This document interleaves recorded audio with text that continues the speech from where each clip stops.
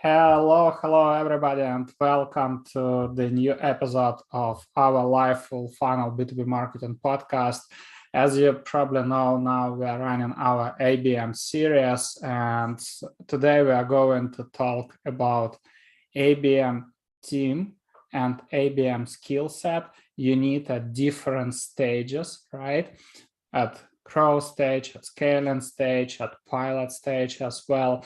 As always, you are very welcome to join the live discussion, to unmute yourself and ask your questions live, or if you're not comfortable with asking questions live, you can always ask them in a Zoom chat. We have collected lots of really good questions from you guys, so we are going to cover everything today. And this would be our last episode this June before our vacations. Probably some of you will join us on our live event in Valencia in 2 weeks, right? And then we'll continue new season probably in August. So leverage this as an opportunity to ask your questions, to engage. And meanwhile, where you guys are joining us, type in a Zoom chat. I'm calling from Split, Croatia. Vlad is calling from another side of Mediterranean Sea coast, from Valencia, Spain. Where you guys are joining us? We will always share the recording. We will always share anything that we use during the presentation. But actually, if you check out at the top of Zoom, you will see that we are broadcasting live on YouTube. So immediately after the call, you will have the recording that you can refer to. Welcome from Valencia. Welcome to Munich, Ireland, Indiana. Another one from Spain here, not so far away from Barcelona, London, Poland. Wow, it is, wow, Singapore. And thank you so much for joining all the way from there. Yeah, cool. So again, our international audience, thanks a lot, guys, for joining us. And yeah, I see Anne and also Max who asked the questions. So just make sure we're going to ask you to cover your questions. And at one point, feel free to, if you would like to join us live and ask your questions live, you are very, very welcome. But anyhow, let's dive into our agenda, right? So the first point is that we're going to talk about ABM team and skill set, but I believe that before discussing the skill set, it totally makes sense to talk first about different ABM stages, or ABM maturity, as we call it with Vladimir. So you can see how the team varies on different stages, right? And what potentially you'll need on each of them. So I'm just passing mic to Vlad. I know that you have something to share here. You can share your screen if you want. Absolutely. So let me just bring it on and share it. So here we have the ABM stages. And really, it's important to give you some context because both the team and skill set depend on the stage that you're in. So let me know, please, in the chat.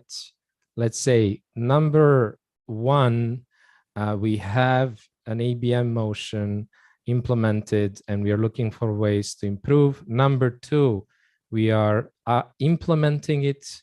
And number three, we are considering ABM. And that's why we're here. That will help me also know where we can focus most and bring you the most value, because like just we said, it depends a lot on your stage. So please share your stage with us. We have an ABM motion. You're thinking of implementing it, or we are re-implementing it, I'm sorry. And the third one was we are considering or thinking. Okay, so like usual, we have a lot of people who are in stage number, as I call it, 3, or case number 3 being considering, some people implementing, and that's good, really good to know. That's very helpful. So then it's even more important to show you this, these 3 stages. The number one mistake that people make with ABM is, let's say, learning to run before they walk. And what do I mean by that? Let me just give you a concrete example. We were asked by one of our clients to analyze their ABM campaign that they were running. And we saw that they had like thousands of accounts in that campaign. They were running some display ads. They were running some outbound as well. And really, if you look at that was a very good example of running before learning to walk.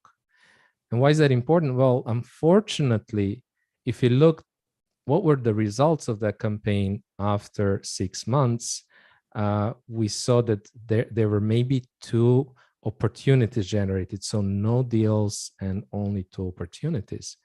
And so what I'm trying to say is that if you're trying to jump immediately look for scalable ways and trying to figure out how to run this in a massive way, that's probably not going to be a good idea and not going to get results. Andre, but did you want to say what is something? really important, because these 2 opportunities were generated from more than 1,000 accounts in the campaign. Yes. Yeah, that exactly. So there were like 1,200 or 1,700. So it was, I mean, a lot of money spent. And this is not the first time I see this.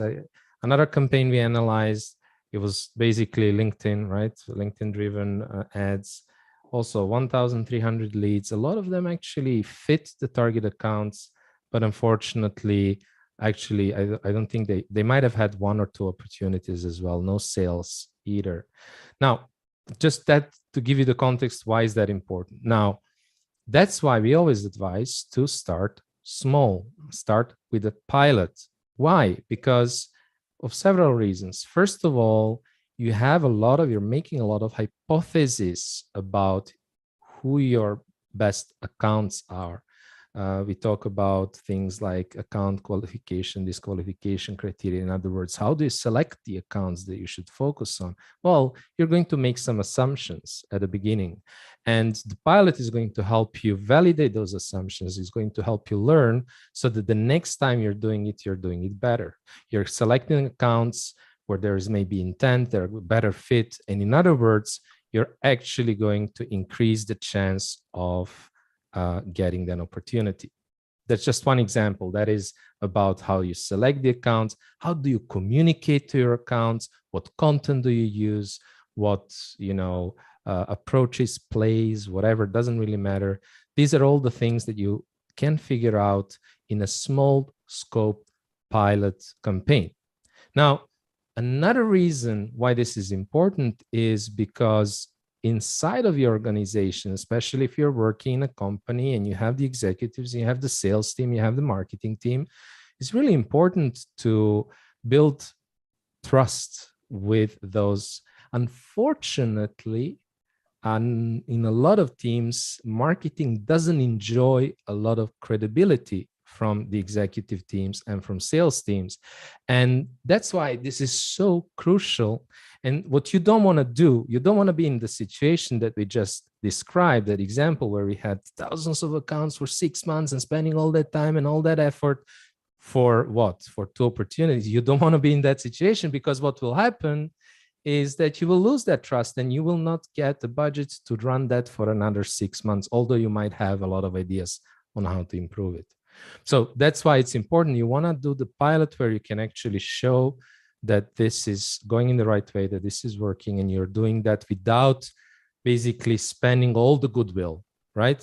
Otherwise, you're just going to spend all the goodwill and won't be able to do it. And the third point is really important for everybody, even if you're just one-person team, if you're a small team, it is to create momentum. And what we mean by that is that basically you're learning a new skill. There is a lot of stuff that you're going to do for the first time. So to gain that confidence and to actually start understanding that, okay, this is actually working, it's going in the right direction. I know how to do it. I've tried this several times.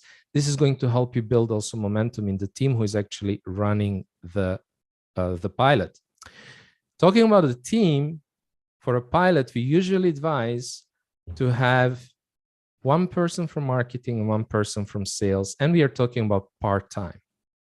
And usually we advise to only focus on 10 accounts, depending on the kind of play and everything. You might have a little bit more, but let's say 10 accounts to do it right. Why?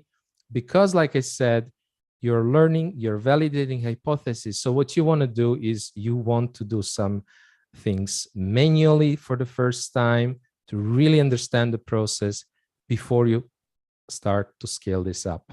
All right. Anne asked, and I'm really happy about the question, what would be a good rate of conversion for a well-run ABM campaign? Well, different statistics, like on average, based on the studies, is generating opportunities within 21% of target accounts. 21%, 1 out of 5. So in the case of 1,000, that would be 200, right? 201 or whatever. But so we are talking about, but of course, if you're focusing on 1,000 accounts, you will never be able to generate 200 opportunities, especially not right from the beginning. But we always have something like 20, 30% opportunities, sometimes even deals. Like we had campaigns with 20% of target accounts who became deals. We had a campaign where we only focused on 11 accounts, big accounts, one of our clients, and they generated opportunity with 9 of those 11. So just to give you an idea, so it's all about getting the maximum out of those, because you don't need a lot of clients in ABM usually, because you run ABM if you have a high, annual contract value, and you need the right clients, right? That's the whole point of ABM. So please let me know if it's clear about the pilot. Like I said, I was starting to talk about is like, who do you want on that team? You want to have potentially one part-time SDR or somebody from sales, and only for a part of that play, and then a marketer who is going to lead it. One key success factor that we saw at this stage is having somebody more senior. They can be from the marketing team. They can be a VP of marketing, maybe the CM, or somebody who is like with more experience, good knowledge of the market, who is at least like sponsoring this program, sponsoring this pilot, who is like helping you really get people on board and showing that this is a priority. And ideally, they will be also involved. They will give you a lot of information about the customers. They are going to be have a key role there, right? But really for the execution, stick to a very small team. Now, in the second phase, we are still not growing. We are still not growing that team, and we are still not really scaling. Like before you can scale, you need to make it repeatable. So that's the second step. The second step is, okay, I've done this once. Maybe I had to iterate. Maybe my first try wasn't really good. So I had to iterate and refine things. And now I've managed to, start generating conversations with buyers, engaging different people within the buying committee, et cetera, looking at those leading indicators. But now is the time. If I repeat that, will I get a similar result? This is the goal, to generate, in other words, to turn the pilot into an evergreen process. And so that's why you want to stick with the same people, because it's those people who have done it that now should basically create a repeatable, documented playbook that they can use to onboard other people and grow their team, right? And maybe during that operationalized phase, what you can do is maybe pilot some other things in parallel while you're making sure that the things that you have already piloted are now getting into an operational mode. But really, the key is first pilot, then operationalize with the same team. And only then you can start thinking about, okay, now that I have this repeatable and predictable process, how do I scale it? How do I do more of that? What does that mean? Well, it can mean, how do I get more accounts into the play? It could be as simple as that. It can mean, how do I get maybe the same approach, the same process that I use, the same plays on a new market, maybe a different geographical market. Maybe you're going to introduce new verticals, etc. And it is actually at that moment that you will build your core ABM team. And we are going to talk more about this, about what kind of skills you need to have there, how to structure that team, and all of that good stuff. Just wanted to give you this big picture so that you understand when to do what, and depending on your phase. And I see basically we only had one person here actually running an ABM program. It would be really good to hear from you, Naisa. How do you feel in terms of the phases that we have just described? Pilot, operationalize, scale. Where are you according to that? And let me know also in the comment. Just you can type a plus if you feel like this is clear for you and this is helpful, or type a minus if it's not, or maybe just ask a question that you have about it. And while you're thinking about it, while you're typing, and I would really appreciate if you did, I just wanted to close this to circle back to our main topic. And the main topic is the team and skill set, ABM team and skill set.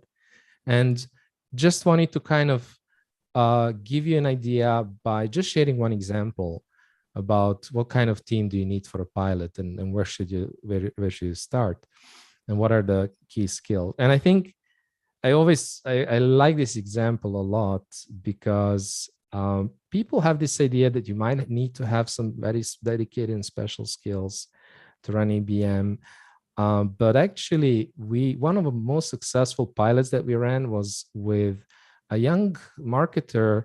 She was 21 years old and only had B2C experience. That's it. She didn't have any really sales or B2B experience. I mean, that's always very helpful, obviously, but she did it, and she did really well. And what made her so successful? Well, she was very much focused on execution with a mindset, with two mindsets that really helped. The first mindset was the learning mindset. I'm doing this for the first time. I'm going to follow maybe a proven process for somebody else. I'm going to learn. I'm learning, so that's fine. And the second mindset that she had was basically done is better than perfect.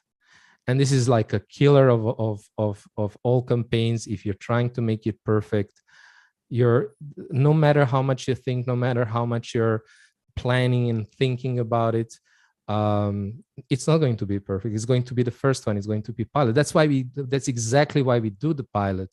And so having somebody with that mindset, okay, we need to get things done. We need to move so that we can learn from real feedback, real people, real conversations, and so that we can refine. Because guess what? Unfortunately, that client that spends the 6 months budget on 1,300 or how many accounts, unfortunately, they didn't learn a lot, because now all they can say is it didn't work. They cannot say why it didn't work. But the goal of the pilot is to actually validate and have those conversations so that you can see what is working, what's not working, and get that feedback from the market. And that's why it's so essential to have somebody on the team who is, done is better than perfect. Let's get it done. Let's get it out there. Let's have those conversations and feedback so that we can improve and scale that beyond. So guys, let us know if, indeed, let's do a quick chat, quick chat, I said. So please type plus in a Zoom chat if these stages were clear, right? And you get it. And type minus if you still have some questions, and then don't hesitate to ask your questions.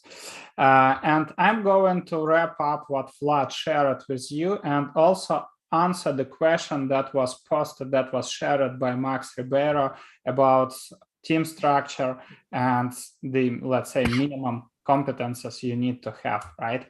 So let's move forward. And as Vlad mentioned, we need to have senior ABM manager or senior marketer. In this way, I call senior ABM manager for one specific reason. Ideally, when it comes to pilot program, you need somebody who then would be leading this program. And ideally, this person should launch several pilot campaigns. build this experience, right? Document the processes so this person can later onboard others. So when it comes to, let's say, to the functions of this person, it's first of all campaign planning and orchestration, because again, ABM is often associated with net new revenue, with lead generation, but we always say there are different goals, different types of campaigns, and you can grow revenue with ABM without lead generation. I recently posted about this on LinkedIn, saying that you can do deal expansion campaigns. You can help sales to accelerate stale leads, right, in your pipeline of frozen deals, if you will. You can run churn prevention or contract renewal campaigns, because if you have this tier 1 enterprise clients that generate most revenue for your company, right, you need to, every time you're going to renew the contract, you need to sell the idea why they should purchase it. It could be whatever, right? Sharing the, let's say, debriefing the power users of your product, wrapping up a new case study showing how your product helps this company. So in new time, you're going to issue annual invoice, right? There is already buy-in. So this person should have an experience of launching different ABM campaigns with different goals and have a clear playbook. This is what I mean by orchestration. There was a question by Luke Smers about the role of outreach, and obviously ABM is not done by only marketing team. You need a collaboration between marketing and sales. At the end of this podcast, I will share like an example of the playbook so you can see it, right? But basically, initially, marketing should create the campaign orchestration, campaign plan, and explain where sales can jump in, right? Next one is setting up ABM stack and intent data sources, right? Again, you need to start small when it comes to pilot campaign. You just start with one source of intent data. You don't need to have a lot. Why? Again, because if you overwhelm yourself with lots of sources of intent data with stack, right? Especially if you purchase expensive stack, you'll get lots of questions from your executives, from your CFO. If you are doing this for clients, the same, you'll get lots of questions from your clients. So stick to one source, and just with every stage, you can add more and more. The most crucial part is developing the processes, and later you can add more sources, right? And purchase software that can help you to streamline your processes. Next one is aligning ABM programs with demand gen, with sales, with go-to-market strategy. Because again, what we see quite often, companies do one-time campaigns. So they define a list of accounts, they do a kind of, I don't know, warm-up and activation. In most cases, it's limited to a shortcut, uploading these accounts to LinkedIn or maybe metadata.io, like, or 6 cents if they have money, right? Targeting these accounts with display ads, and then when account clicks the ad, they marketing usually sends this account to sales, and sales start automated outreach. And we share it with you in the beginning. ABM doesn't work like this. You won't have good results. So ABM should be embedded. The ABM is basically a part of your marketing operations, and that should be your regular standard process. And in our case, we believe that ABM, there is no one-to-many ABM. There is one-to-one and one-to-few. And when and all the rest, what people call one-to-many, this is just a normal marketing. You should create awareness, you should run demand generation campaigns, etc. Right? So next one, setting up campaign dashboard and defining leading indicators. Again, this is really important. If your sales cycle length is 12 months, 18 months, you can't expect that account-based marketing will drastically shorten your sales cycle. And this is one of the most common mistakes. Companies listen to the webinar or to the podcast like this and think, wow, ABM, this is what we need. So let's launch the campaign. And in 30 days, they start making the decisions what works and what doesn't work, which is completely wrong. You can't, I mean, there are no silver bullets. You can't expect, net new revenue in the next 30 days if you are doing this for the first time. You don't have experience and your sales cycle length is 18 months, right? Unfortunately, no way. That's why you need to define the right leading indicators. And based on the campaign, you might have different leading indicators. This could be engaged accounts, connecting with the buying committee members, etc. So just to name a few, right? Next one, defining ICP, account qualification and segmentation. This is really important. You can't target startups from North America. We speak a lot with Vladimir about the importance of ideal customer profile definition. You need to have account qualification and disqualification criteria, which means that everybody in sales can apply this criteria and say, okay, this is a perfect fit account. And then what do I mean by disqualification criteria? Let's say if you go to LinkedIn Sales Navigator or to Zoom Info, for example, right, and you build a list based on this qualification criteria, what else can tell you that this account is a bad fit? For example, just to name a few examples from our clients, let's say if in one case, if CFO was the first year in his position, we disqualified the account because we knew that for this specific vertical, they don't make purchasing decisions in the first year. How did we know this? Because of customer interviews. This is mandatory, right? Another example, let's say if somebody from the buying committee had, let's say, a bachelor degree or is coming from ex-Soviet Union countries, we disqualify this account. Why? Because usually they have a strong network, and this was for a software development company. So that was an example of disqualification, right? Next one, defining engagement threshold. This is really important. So when should leads hands-off, or more precisely, account hands-off happening, right?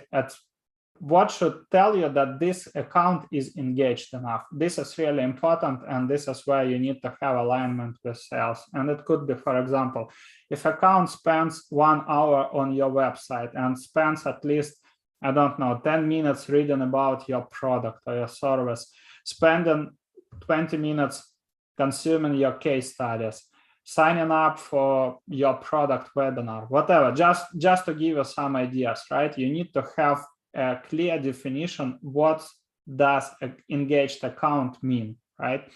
Next one is budgeting programs. You can't, come and say, hey, I need 50K to buy 6 cents because I'm going to run account-based marketing. You need to make the right forecast. And this is the role of this senior person. And when you'll be able to do a proper forecast? Only when you go through the stages. You have the pilot stage, then you operationalize it, and only then you'll be able to understand what is the real budget you need to generate target opportunities and to maintain the ABM program. And finally, warm-up plays, right? As I mentioned, display ads is not a warm-up play. You can use display ads, but this is a fancy add-on to real manual, let's say, warm-up programs that you should be doing. And the role of this person is basically, we have at least 5 different warm-up plays that you can use to connect and engage with the buying committee of target accounts, right? And ideally, this person, this senior ABM manager, should go through all of them to be able to document them, to onboard other team members, and basically create the processes inside the organization. So that's the first role. The second one is SDR, obviously, right? So 2 functions, marketing and sales. When it comes to SDR, the role of SDR is connecting and engaging with the entire buying committee of engaged accounts, right? When account is engaged, then this person is in charge of activation.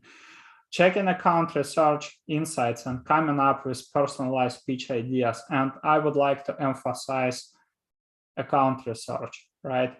You can't come up with generic pitch when it comes in account-based marketing. You need to do the appropriate research to identify the needs and goals of target account, and then try to, let's say, to tailor it to the needs of the buying committee members. This is really, really important.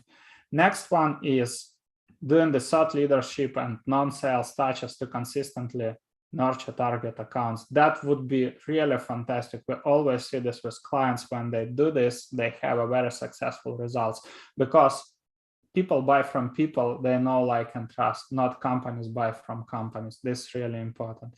Getting insider insights from peers and network, reaching out and following up during activation stages, right? Sharing marketing insights from conversations with target accounts, and working together with senior ABM marketer on fundamentals, on ICP, account qualification, and intent data sources.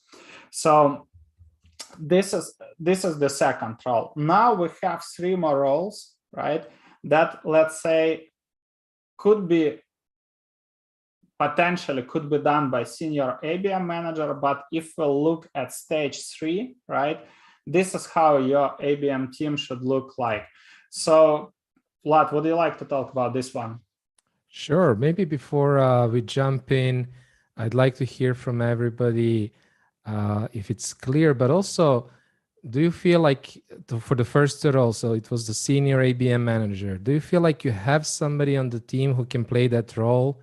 And also about SDR, are you having some difficulty in involving the sales team into your plays? I think it would be a good time that you share this with us before we zoom in into the other roles, so that we make sure we're covering the stuff that actually matters to you. And I'm just looking at Paul, engagement indicators, is time on page, an accurate indicator. For example, how many times have you opened a page and got distracted keeping the page, but doing something else? So that's interesting. That's a very good question. And maybe, like Andre suggested, do you want to come on live and just ask your question, Paul? We know each other really well already. We had so many conversations. It would be really cool to have you, if you're presentable, if you feel like you want and can come. Hello, hello. How are we doing? Okay, hold on a sec. Am I on? Yes, yes. Loud and clear. Great. Yeah, I mean, I think it's a valid question, because I think I'm guilty of doing that. I go onto pages and spend time, and I realize, I intended to read it, but got distracted. And I know we're trying to find, and in terms of what you guys are doing, you're trying to give a sort of roadmap, a template to understand how you might measure engagement. And I think you're on the right track, but I suppose I'm just throwing a curveball in to see what your thoughts are on that. Well, I think maybe we can also show an example, Andre, if you can pull up one interesting example of how it looks like on our website, so that you'll very quickly see how you can easily start understanding who the engaged accounts are. Meanwhile, while Andre is preparing that, let me just very quickly address this. So usually what we say is there is different things to look at, obviously, other than that person or that company, that account being a fit with your ICP. In terms of engagement, what we look at is, for example, which pages did I look at? Because there is a big difference between somebody reading a blog post and checking out your pricing page, product detail page, or for that matter, let's say a service description page, if that's your business. Now, that's the first, what kind of pages? There are higher intent pages and there are lower intent pages. Second, how many times did they engage with your website? Is it just a one-off visit, or is it a multiple visit? And then, of course, like you mentioned as well, the time spent, the total time that is spent on your website. Now, if you have multiple visits and you're seeing, their total time that is high, I mean, at the end, you will have. It's not a perfect data, right? So you will have to make some judgment call there. But I think that's fine. If I would see somebody on my blog post and, like you said, they're 45 minutes just because they left it open, Well, maybe that's not the best way to, that's not maybe, let's say, showing some intent. So let me put it like that. Does that make sense, Paul? Yeah, no, it does. It does. And I think certainly repeat visits are, a high indicator, particularly if you have them across different members of the buying committee. So yeah, I think, just caution, I suppose. It's like everything, you've got to look under the covers and lift the bonnet a little bit and try and make sense of it, because there is a subjective nature to most of this analytics, but it's what we've got. Okay, so Exactly. you've got to use what you've got. And I know the tools that you guys use are good. There's plenty out there, but yeah, no, that answers the question. Thanks. You're absolutely right about the point that's only, let's say, relying on the time they spend on the website is not accurate. So in our case, I would explain, that's why I mentioned a few criteria for engagement threshold. So if we look at our example, right, what we are checking. So first of all, where they're coming from. Next, I'm going, of course, the key pages. First of all, time key pages, right? Then we're checking if we have common connections, or if we are connected to anybody from this organization. That's a good sign of being engaged account. And then quickly checking if these people engaged with any of our content on LinkedIn. Next, checking if anybody from this company is in our trenches community. You see, what I'm measuring here is basically how many sources of non-sales touches we had with this potential buyer. And of course, we don't know, we can't measure dark, right? We can't figure out their buying journey. But what I'm trying to do is basically from how many sources we were potentially able to nurture this account. Are they in our newsletter? If yes, what's engagement with our newsletter? Next, opening the software for this live podcasts. We are hosting this on Luma, so I can check if any of them signed up for the webinars or for the podcasts, for these live episodes, right? And now we can combine all this data and decide if this is an engaged account or no, right? And not diving into specific measurements, you can always set up, right? What do you want? Or ticking the boxes. Should all the boxes be ticked, right? So all these criteria should be, submitted. Then you just define this account as qualified or engaged, right? Or just partially, you decide. But just wanted to give you an idea how it might look like. So maybe the 1 minute I can share a concrete example so it's very clear to people. Go ahead, please. Let me quickly pull my screen up and just share it. So this is what we were talking about, and I just took one example and took the example that why this example? Because we actually used this live on stage to reach out to a person we didn't really know, but based on this intent data, and managed to land an opportunity within 50 minutes. So the kind of the experiment worked, and just wanted to show you here. So you have 3 visitors, you have 18 link clicks, you have a total time of about 2 hours here. But if you take all of that into account, you might think that these 2 hours were actually well spent. In addition, what Andre was saying, okay, so they were checking some product pages, consulting in our case is a service page, and they were interested in very specific topics, right? And then I could go on, and what Andre was saying, I could go on, I could have a quick look. Okay, they are actually 1, 2, 3, 5 people subscribed here.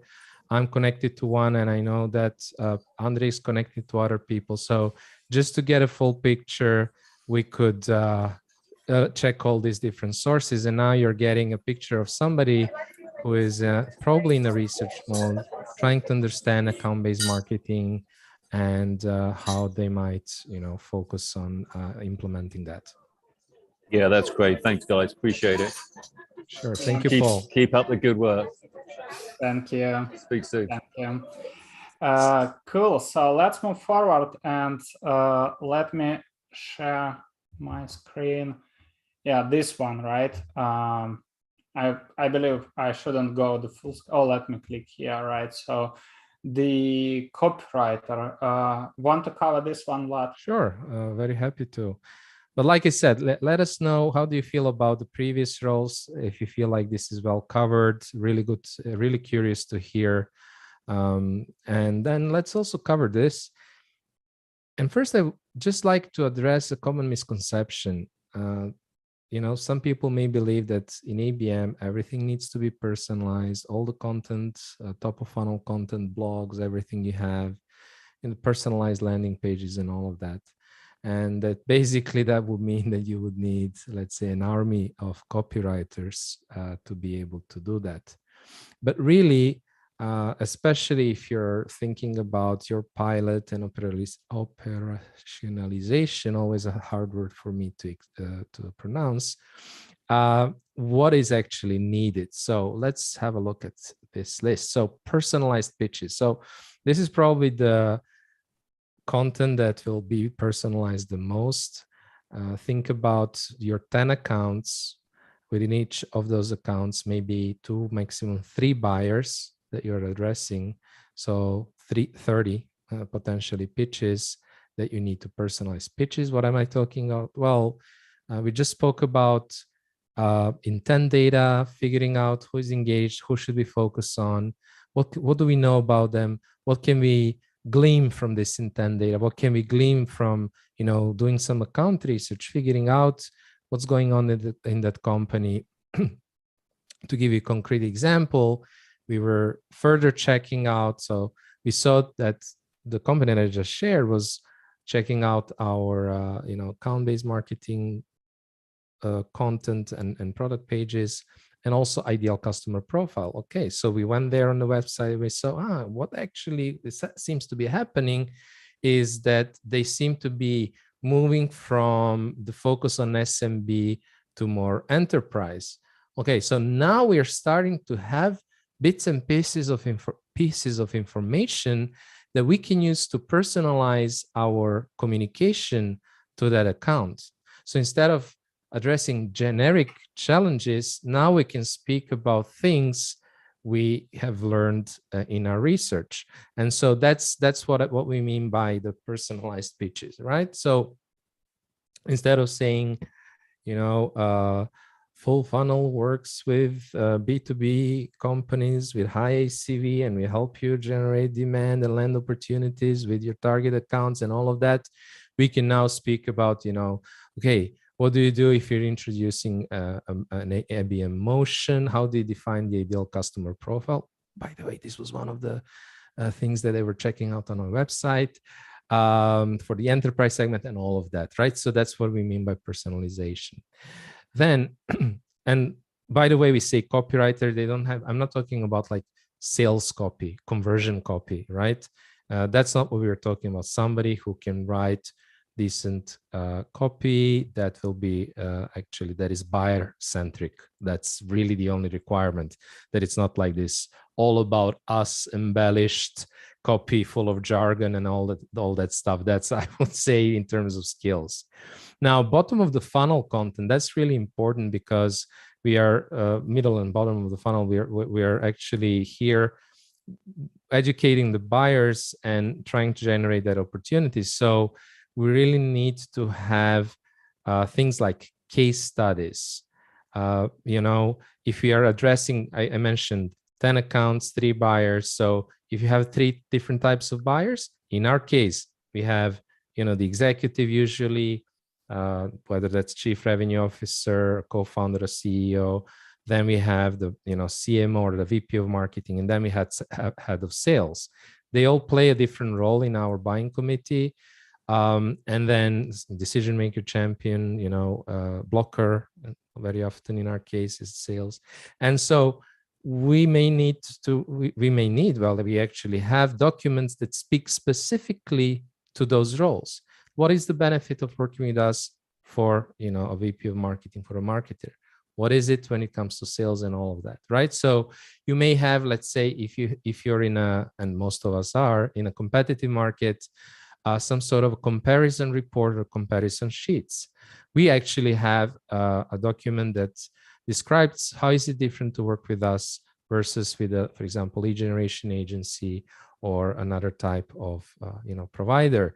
If you're in a specific category, your top competitors, you can also provide some sort of comparison sheets there as well for your product. Like I said, case studies are big for us. They generate a lot of our demand. And then next, landing page copy. Now, again, you don't need to have landing pages for each account. That can be at a later stage, an add-on, with the personalization software, all of that, but you don't need it. What I would say you need at a minimum is a vertical. We didn't speak a lot about it, but we mentioned it. At the pilot stage, you're focusing on 10 accounts, and all these 10 accounts, I should have said, coming from the same vertical, right? So let me give you a concrete example.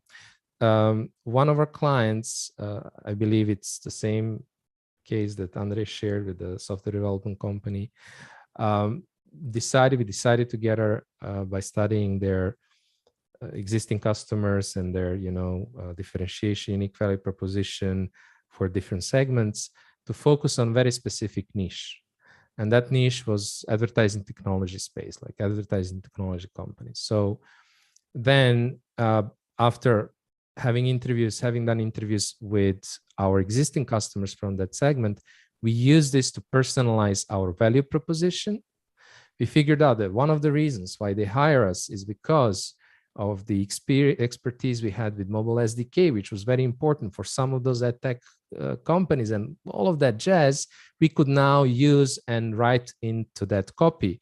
So concretely, we had one vertical landing page, and we also, in this specific case, we also decided to create, because we were very active on LinkedIn, that was the warm-up play that we were using, to create an ad tech LinkedIn page that describes specifically. So the clients, so the people who were actively, active in this campaign, actually, we had a team of 3 people, and those 3 people were employed by let's say they had a vertical landing, or they had a vertical LinkedIn page as well, which communicated this vertical value proposition. So again, that's the kind of work they need to do, and that's the kind of the work, the copy that they need to create.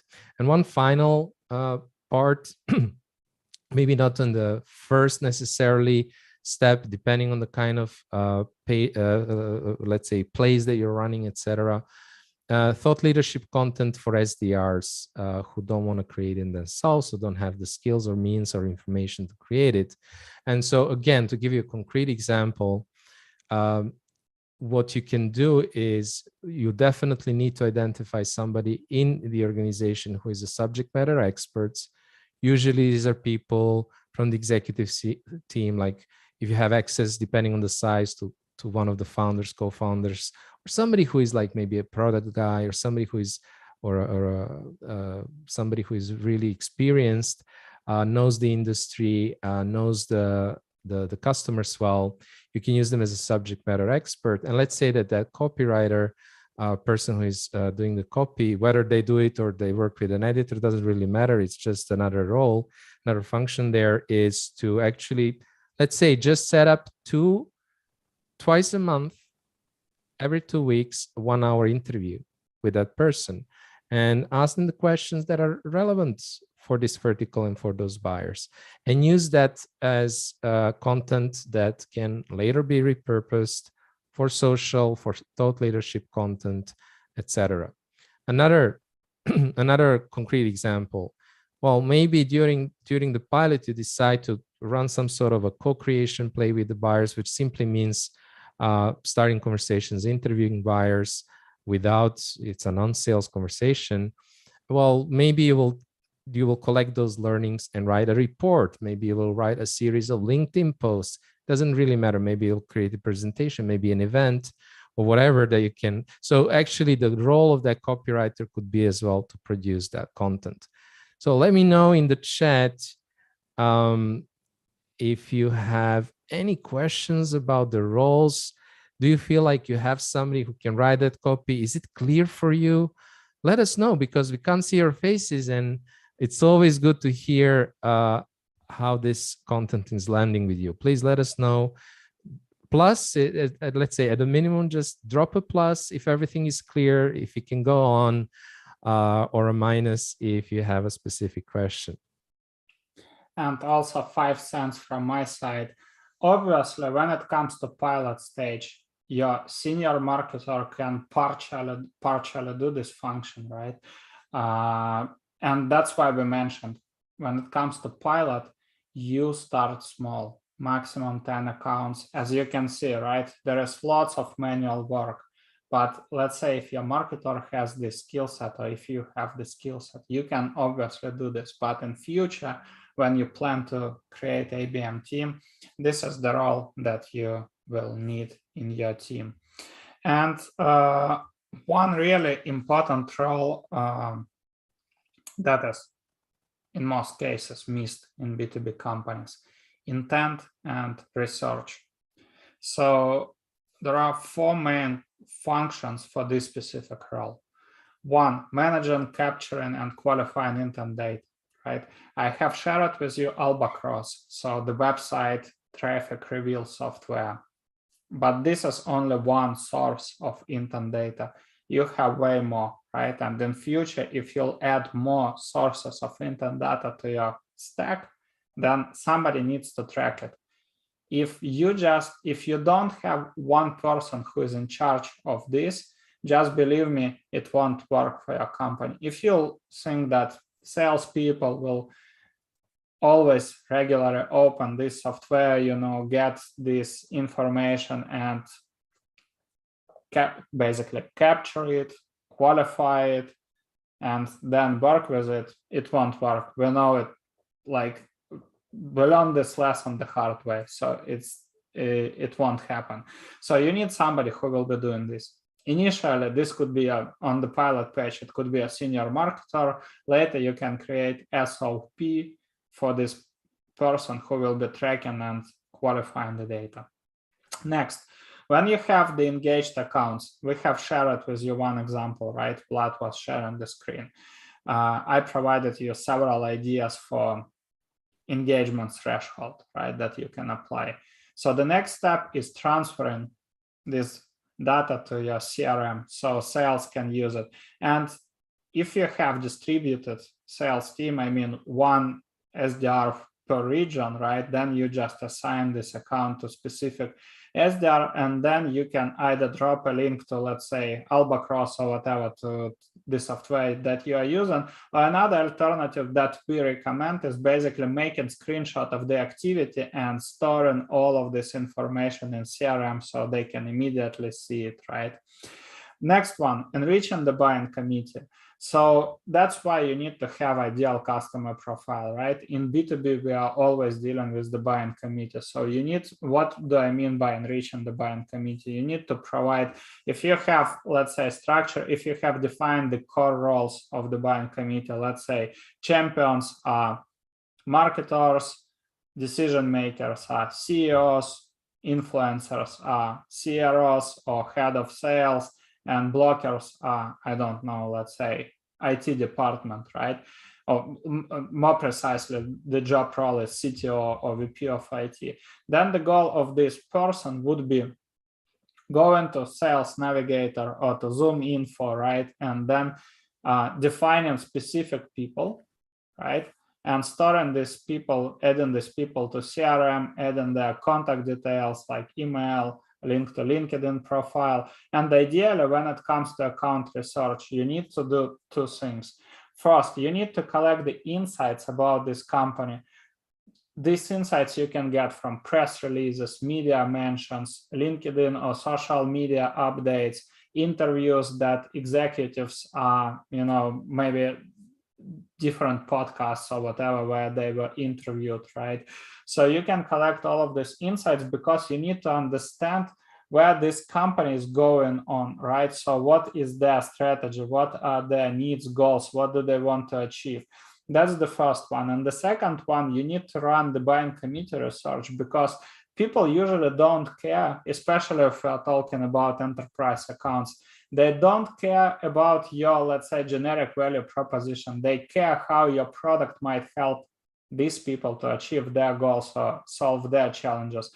But let's say the magic happens when you align and when you blend account goals, company goals, with the personal goals, right? This is where the magic happens.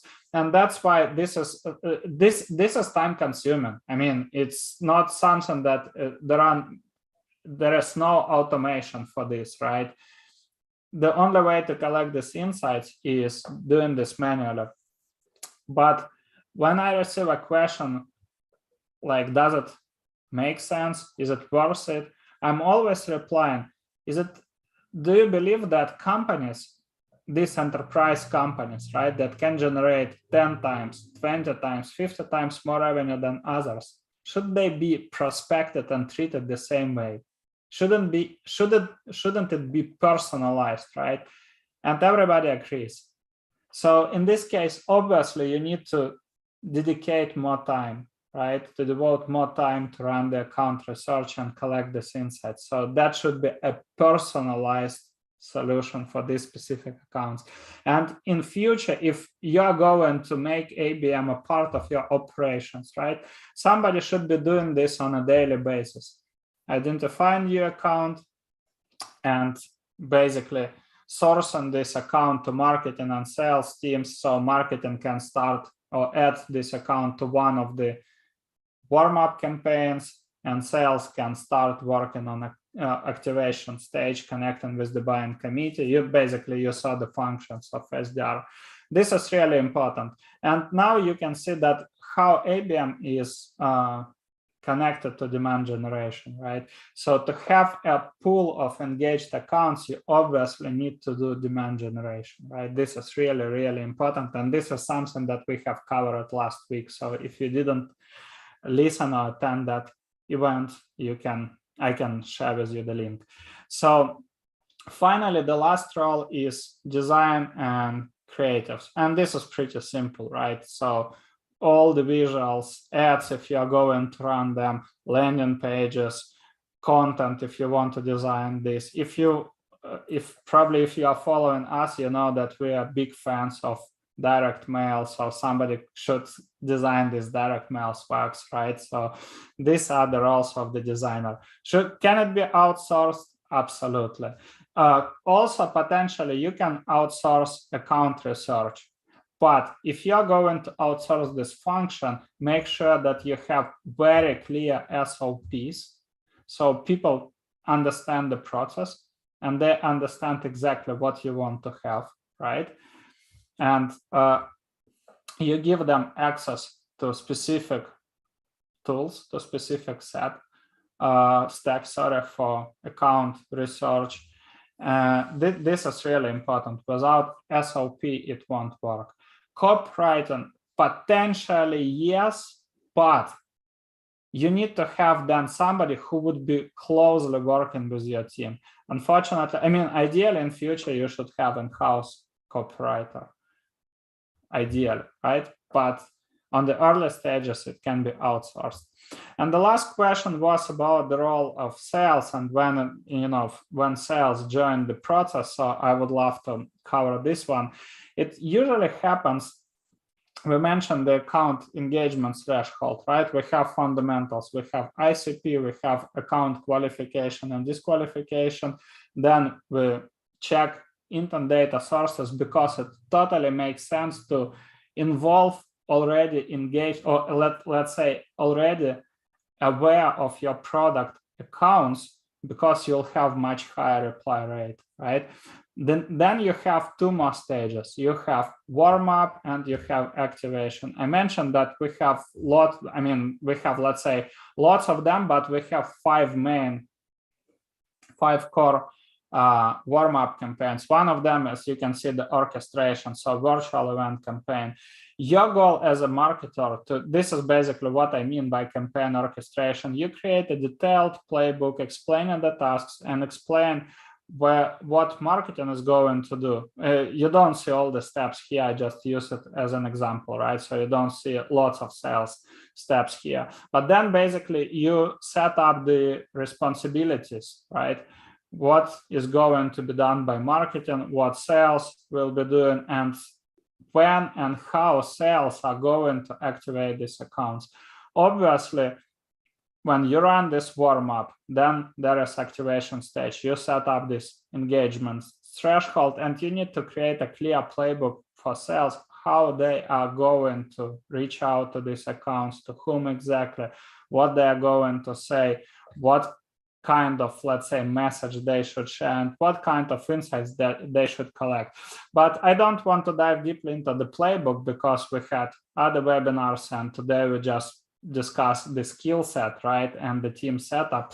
So just wanted to cover the questions that you dropped. So again, 5 roles, if I will quickly move through them, right? Senior ABM marketer and SDR.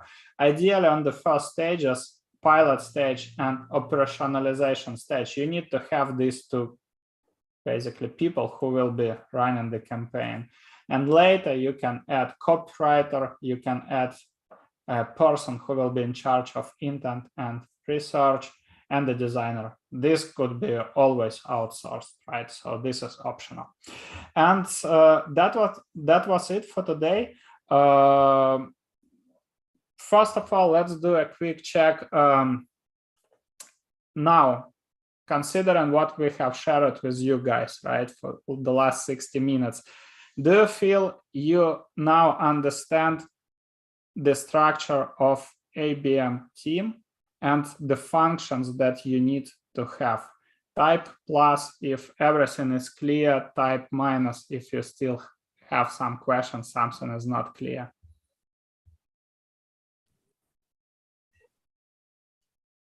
All right, thank you. Thank you so much, guys. And yeah, maybe that would be a good time for the questions. So if you want to ask your question live, just switch on your camera and we'll unmute you, or feel free to type in a Zoom chat your question. Did we address all the questions we got beforehand, Andrei? And let me check. Yeah, while you guys are typing, let me ask you this one. So if I want to do analytics on the data I'm getting from my ABM campaigns, do you advise to buy 3P data to make the analytics like profiling, segmentation, intent signals more robust? If so, which data providers would you recommend? This is coming from Anne. I assume Anne is here as well. At least I saw her. So what's your... Yes, I think she had to leave, but let's address it quickly.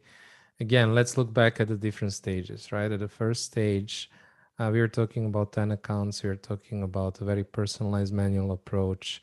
We're talking about a very simple tech stack. You don't really need complicated tech stack. And also in terms of intent data, I mean, so let's talk about segmentation, because that was the first part of the question. And by design, you're actually focusing on one very narrow segment, and further you're focusing on one vertical, one type of customer, and then within this segment you might be talking about tier 1 accounts, tier 2 accounts, tier 3 accounts, meaning the tier 1 would be the ones with the highest revenue potential and so forth. So you're actually focusing on one vertical and one tier. So it's very, very segmented to start with. The only segmentation in addition to that is based on the type of buyers. We also advise to focus on, let's say, 2 to maximum 3 types of buyers, right? So segmentation is very clear up front, which means that also the way that you're building your account list, because it's a very proactive play, you're actually controlling that from the start. So you don't need any software to do that segmentation for you. The second part of the question was about intent data. And again, depending on your stage, you might start the best data. What is intent data? Like, I guess everybody knows it's about data that tells you whether somebody has an intent to buy. to put it very simply, right? Very oversimplified. Well, we showed some examples of the data that we use, and you saw that we actually use what they call first party data. What is that? That's our own data. Why? Because that's the best data you can have, because if people buy from people that they know, like, and trust, obviously the best accounts already know you, right? So you're looking at your own data, you're seeing accounts who are engaged. This is the best kind of data that you can have, and this is something to start from. Okay, at a later stage, you can start adding additional. You have second party intent data providers, which basically like G2 Crowd, for example, or G2, they've rebranded. They have a directory of different SaaS software and different categories there. So they know if somebody's coming in now doing research on, let's say, email marketing, marketing automation, whatever category that you're in, and they sell this data. So that would be the second party. Maybe they're researching your brand. Maybe they're researching your competitors. These are the kind of data you might get from G2, or other second party. And then there are also companies like Bambora who actually accumulate data from, they have partnership with different providers, etc. And they, again, can tell you if somebody is, consuming content, researching, searching on a specific topic that is related to your product. So all of that is to say that start simple, start with one type of intent data. If you don't have anything else, start with people who are already in your marketing automation, maybe people also in the pipeline, early on in the pipeline, frozen deals. Andre was talking about that. Then add IP tracking software on your website, see which accounts, we just showed you the example, start with that, and you can gradually add other intent data sources. So you can definitely start without all of that tech. And the last question was from Kelly. She asked about different ABM software. So you mentioned this, and there was a question about account segmentation. I believe these are two different questions, right, to address. I mean, no software will help you with account segmentation. No way. This is something that you should do manually, right? And this is a part of marketing and sales alignment. When you work on ideal customer profile, the next step is creating this tier segmentation or account segmentation. You look at your revenue, at your CRM, at your existing clients, and then you define, when it comes to, let's say, you define the market, the verticals, the sub-segments, etc. Then you understand that different clients generate different revenue. Then you look, let's say, if we'll apply a very simple analysis. So top 10% or top 20% of companies that generate, let's say, 70, 60, 70, 80% of your revenue, that should be your tier one. And then you look at the team size, revenue size, all other criteria that are relevant to you. Then you look at the companies with the medium, let's say, that generate, 50, 40% of your revenue. So you just look at this middle, right?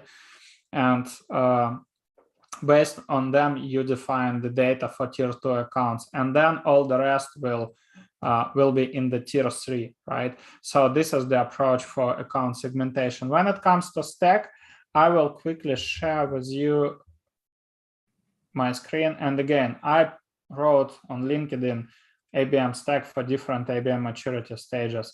So if I will send a link, and you can see exactly what you need and why for different stages.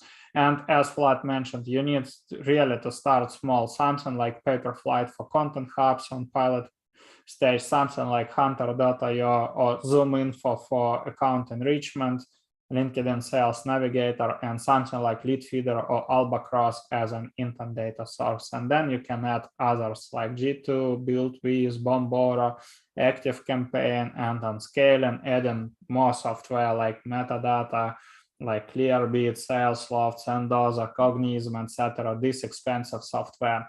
But to wrap it up, one really important point: don't purchase expensive software until you have the process. Software doesn't replace the process. It can streamline it, it can refine it, but it doesn't replace the process.